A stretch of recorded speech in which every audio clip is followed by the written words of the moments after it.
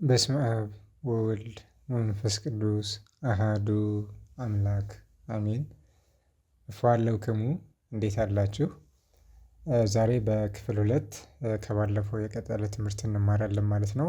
በክፍል 1 ግሶችን በመራያ እንዴት እንደምናረባ አይተን ነበረ ማለት ነው። ማለትም በውእቱ፣ ይእቲ፣ ውእቶሙ እና ውእቶን በእነዚህ በአራቱ መራሕያን እንዴት እንደምናረባ አይተን ነበር ማለት ነው። በዛሬ ክፍለ ትምህርት የምናየው ደግሞ በአንተ፣ አንቲ፣ አንትሙ፣ አንትን፣ አነ፣ ንህነ በእነዚህ መራሕያን ግሶች እንዴት እንደምናረባ እንመለከታለን ማለት ነው።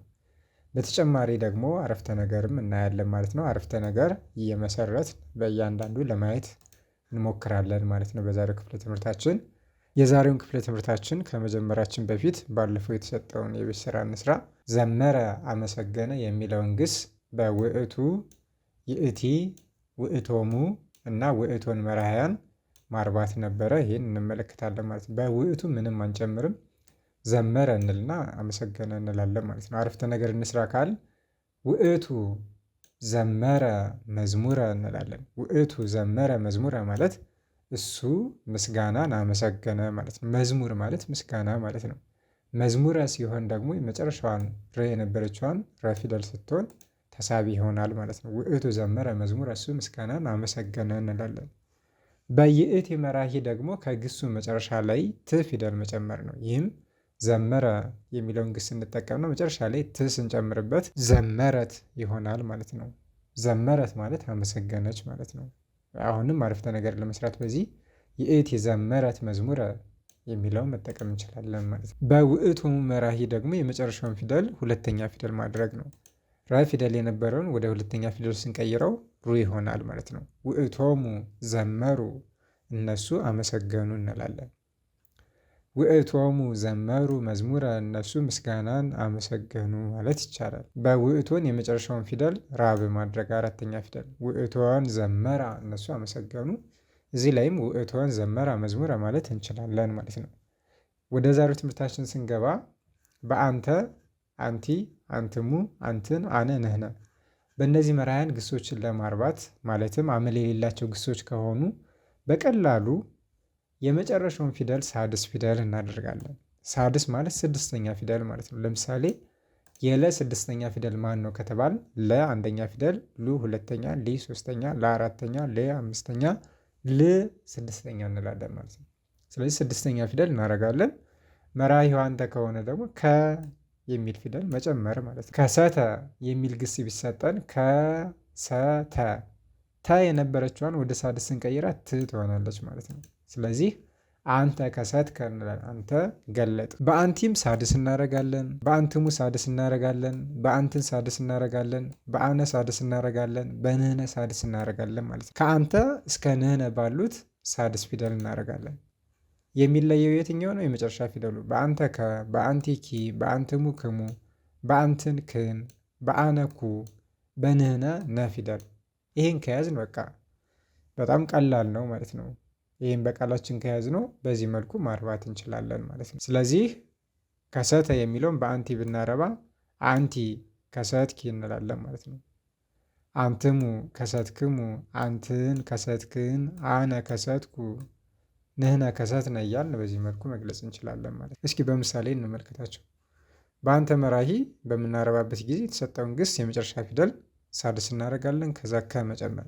ለምሳሌ ፈከረ ከሆነ የመጨረሻ ፊደሉ ረ ፊደል ነው። ይህን ረ ፊደል ወደ ሳድስ ስንቀይረው ር ይሆናል ማለት ነው። ፈከርከ ይሆናል። ተረጎምክ እንላለን ማለት ነው። ለምሳሌ በአንተ መራሒ እነዚህን እናርባ ብንል ሆረ ሄደ። ስለዚህ በአንተ መራሒ ስናረባ ምን ይሆናል? ሆረ የመጨረሻ ፊደል ረ ናት። ከዛ ይችን ወደ ሳድስ እንቀይራለን። ከዛ ከ መጨመር። ስለዚህ አንተ ሆርከ እንላለን ማለት ነው። አንተ ሆርከ፣ አንተ ሄድህ ብለን መስራት እንችላለን ማለት ነው። አንተ ሆርከ። አሁንም ሴጠ፣ ሸጠ የሚለውን ስንመልከት የመጨረሻ ፊደሏ ጠ ናት። ጠን ወደ ሳድስ እንቀይርና አንተ ሴጥ እንላለን። ከዛ ከስንጨምርበት አንተ ሴጥከ፣ አንተ ሸጥክ። ነበረ ተቀመጠ፣ አንተ ነበርከ፣ አንተ ተቀመጥክ እንላለን። ሐጸበ አጠበ። አሁንም በፊደልን የመጨረሻውን በፊደል ወደ ሳድስ ስንቀይራት ብ ትሆናለች።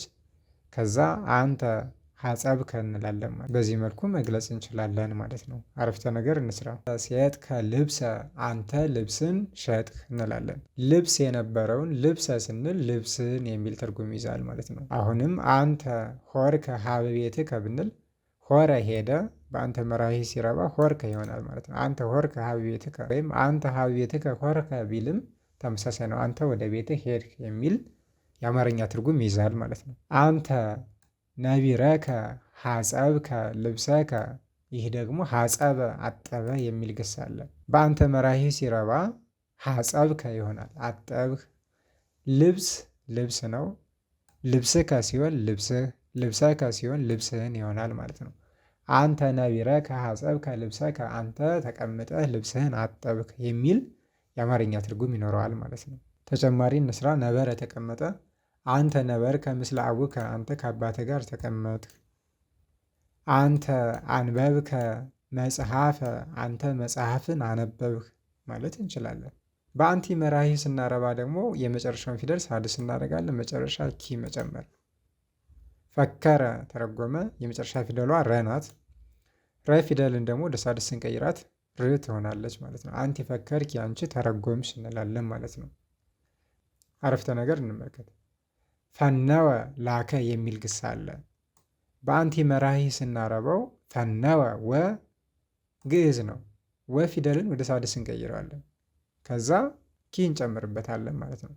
አንቲ ፈነውኪ፣ አንቺ ላክሽ ማለት ነው። ጦማረ ከሆነ ደግሞ ደብዳቤን የሚል ትርጉም ይኖረዋል። አንቲ ፈነውኪ ጦማረ፣ አንቺ ደብዳቤን ላክሽ የሚል አረፍተ ነገር መስራት እንችላለን ማለት ነው። አቀበ ጠበቀ የሚል አለ። አቀብኪ ካልን ደግሞ ጠበቅሽ ይሆናል ማለት ነው። አንቲ አቀብኪ ምስጢረ፣ አንቺ ምስጢርን ጠበቅሽ የሚል ትርጉም ይይዛል ማለት ነው። አልጠበቅሽም ማለት ከፈለግን ደግሞ ኢ የሚል መጨመር ማለት ነው። አንቲ ኢአቀብኪ ምስጢረ፣ አንቺ ምስጢርን አልጠበቅሽም የሚል ትርጉም ይይዛል ማለት ነው። በአንትሙ ስናረባ ደግሞ አሁንም የግሱን የመጨረሻ ፊደል ሳድስ እናድርገዋለን፣ ስድስተኛ ፊደል። ከዛ በኋላ መጨረሻ ላይ ክሙ የሚል ቅጥያ መጨረሻ ላይ መጨመር ማለት ነው። ፈከረ ተረጎመ። የመጨረሻ ረ ናት። ረን ደግሞ ወደ ሳድስ ስንቀይራት ር ትሆናለች። ከዛ ክሙ መጨመር። አንትሙ ፈከርክሙ፣ እናንተ ተረጎማችሁ። አንትሙ ፈከርክሙ መጻሕፍተ፣ እናንተ መጻሕፍትን ተረጎማችሁ ማለት እንችላለን። ፈከርክሙ ማለት ተረጎማችሁ ነው። ጸሐፈ የሚለውን ግስ ብንጠቀም ነው ጸሐፈ የመጨረሻ ፊደሉ ፈ ነው። ፈን ወደ ሳድስ ስንቀይረው ፍ ይሆናል ማለት ነው። ከዛ ክሙ የሚል እንጨምርበታለን ማለት ነው። አንትሙ ጸሐፍክሙ መጻሕፍተ፣ እናንተ መጻሕፍትን ጻፋችሁ ማለት እንችላለን። አንበበ አነበበ። አሁንም የመጨረሻ ፊደሉ በ ነው። በን ወደ ሳድስ ስንቀይረው ብ ይሆናል ማለት ነው። ከዛ ክሙ ስንጨምርበት አንበብክሙ የሚል ትርጉም ይይዛል ማለት ነው። አንበብክሙ ማለት አነበባችሁ ማለት ነው። አንትሙ አንበብክሙ መጻሕፍተ፣ እናንተ መጻሕፍትን አነበባችሁ የሚል አረፍተ ነገር ሰራን ማለት ነው በቀላሉ። አሁን እዚህ ላይ የምናያቸው እያንዳንዱ አረፍተ ነገር እንደ መለማመጃ እንደ መግቢያ ናቸው እንጂ ይሄ ብቻ አረፍተ ነገር ይሰራበታል ማለት አይደለም። ከዚህ በላይ አስፍታችሁ መስራት ትችላላችሁ ማለት ነው። በአንትን ስንመለከት ደግሞ አሁንም ተመሳሳይ ነው። የመጨረሻውን ሳድስ እናደርጋለን፣ ስድስተኛ ፊደል። ከዛ በኋላ ደግሞ መጨረሻ ላይ ክን የሚል ቅጥያ እንጨምርበታለን ማለት ነው። ፈከረ የሚለውን ብናየውን የመጨረሻ ፊደሉ ረ ነው። ረን ወደ ሳድስ ስንቀይረው ር ይሆናል ማለት ነው። ከዛ ክን ስንጨምርበት አንትን ፈከርክን እንላለን። እናንተ ተረጎማችሁ። አበሰ በደለ። ይህንን ደግሞ በአንትን መራሂ ስናረባ መጀመሪያ አበሰ ሰ ፊደልን ወደ ሳድስ ስንቀይረው ስ ይሆናል። ከዛ ክን ስንጨምርበት አንትን አበስክን፣ እናንተ በደላችሁ እንላለን ማለት ነው። አረፍተ ነገር በአንትን ስንመለከት አሃት ማለት እህቶች ማለት ነው። ቆመ ቆመ ማለት ነው። ቆምክን ስንል ቆማችሁ ማለት ነው። አሃት ቆምክን ለጸሎት ብንል እህቶች ለጸሎት ቆማችሁ የሚል ትርጉም ይዝልናል ማለት ነው። እናንተ ሰገዳችሁ ማለት ከፈለግን ደግሞ ሰገደ ሰገደ ነው። ስለዚህ ደን ወደ ሳድስ ስንቀይረው ድ ይሆናል። ከዛ ክን ስንጨምርበት አንትን ሰገድክን እናንተ ሰገዳችሁ እንላለን ማለት ነው። በአነ መራሂ ደግሞ የመጨረሻውን ፊደል ሳድስ ካደረግን በኋላ ኩ ፊደል መጨመር ማለት ነው። ፈከረ ተረጎመ ረ ፊደልን ወደ ሳድስ እንቀይራለን ር ይሆናል። ከዛ በኋላ ኩ ፊደል እንጨምራለን መራሂው አነ ስለሆነ ማለት ነው። አነ ፈከርኩ እኔ ተረጎምኩ እንላለን ማለት ነው። ሴጠ ብንልም የመጨረሻ ፊደሉ ጠ ነው። ጠን ወደ ሳድስ ስንቀይረው ጥ ይሆናል ማለት ነው። ከዛ ኩ ስንጨምርበት አነ ሴጥኩ እኔ ሸጥኩ። አበሰ በደለ ሰ ፊደልን ወደ ሳድስ እንቀይራለን ስ ይሆናል ማለት ነው። ከዛ ኩ እንጨምርበታለን። አነ አበስኩ እኔ በደልሁ ይሆናል ማለት ነው። ወሃበ ሰጠ። አሁን የመጨረሻ ፊደሉ ማን ነው? እዚህ ላይ በ ነው።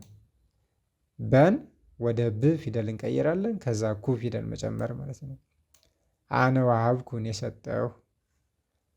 አነ ወሃብኩ መጽሐፈ እኔ መጽሐፍን ሰጠሁ የሚል አረፍተ ነገር መስራት እንችላለን ማለት ነው። አነ አንበብኩ መጽሐፈ እኔ መጽሐፍን አነበብኩ ማለት እንችላለን አረፍተ ነገር። በንህነ መራሂ ደግሞ ስናረባ አሁንም የግሱን የመጨረሻ ፊደል ሳድስ እናደርጋለን። ከዛ በኋላ መጨረሻ ላይ ነ ፊደል መጨመር ማለት ነው። ስለዚህ ፈከረ የሚለውን ስናይ የመጨረሻ ፊደሉ ረ ነው። ረን ወደ ሳድስ ስንቀይረው ር ይሆናል። ከዛ ነ ፊደል ስንጨምርበት ንህነ ፈከርነ እኛ ተረጎምን እንላለን ማለት ነው። በንህነ መራሂም በዚህ መልኩ ግሶችን ማርባት እንችላለን ማለት ነው። ሴጠ የሚለውን ብንመለከትም አሁን የመጨረሻ ፊደሉ ጠ ነው። ጠን ወደ ሳድስ ስንቀይረው ጥ ይሆናል። ከዛ ነ ፊደል እንጨምራለን ማለት ነው። ንህነ ሴጥነ እኛ ሸጥን። አበሰ በደለ ሰን ወደ ሳድስ እንቀይራለን ስ ይሆናል። ከዛ በኋላ ነ ፊደል እንጨምራለን ማለት ነው። ንህነ አበስነ እኛ በደልን የሚል ትርጉም ይይዛል ማለት ነው። ከውእቱ እስከ ንህነ ያሉትን እንዴት እንደምናረባ ሰከበ የሚለውን ግስ ተጠቅመን እንመልከት እስኪ። ሰከበ ተኛ። በውእቱ ምንም አንቀይርም ባለበት ይሆናል። ሰከበ ተኛ እንላለን። ውእቱ ሰከበ እሱ ተኛ። ውእቱ ሰከበ ላዕለ አራቱ እሱ አልጋው ላይ ተኛ። በይእቲ መራሂ ደግሞ ሰከበ የሚለው እንዳለ ይቀመጥና ት ፊደል መጨረሻ ላይ መጨመር። ይእቲ ሰከበት እሷ ተኛች። በውእቶሙ ደግሞ የመጨረሻውን በፊደል ወደ ቡ መቀየር፣ ሁለተኛ ፊደል ማድረግ። ውእቶሙ ሰከቡ እነሱ ተኙ። በውእቶን ጊዜ ደግሞ የመጨረሻውን ፊደል ወደ አራተኛ ፊደል መቀየር፣ በን ወደ ባ ማለት ነው። ውእቶን ሰከባ እነሱ ተኙ፣ ሴቶች ማለት ነው። ውእቶሙ ሰከቡ ስንል እነሱ ተኙ፣ ወንዶች ናቸው። በአንተ መራሂ ደግሞ የመጨረሻውን ፊደል ሳድስ እናደርጋለን። ከዛ ከመጨመር አንተ ሰከብከ አንተ ተኛህ። በአንቲ መራሂም ሳድስ እናደርጋለን።